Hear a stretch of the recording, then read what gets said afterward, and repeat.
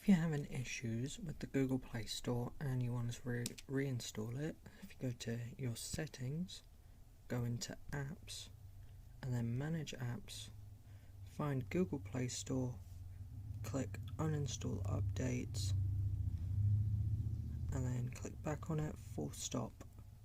Okay, and then clear all the data as well. After that, if you go onto your browser like Google Chrome and type in APK Google Play Store. So this first link for apkmirror.com, click that. After that, if you scroll down and here all versions, click the top one and click the download button. Close the ad, and then if you click on this top one and click download.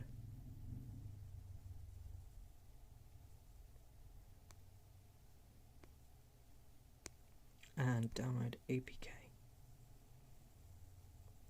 Here it says file might be harmful, but click download anyways. And now your file is downloading, and once it's downloaded you can click open, and then you can just click install.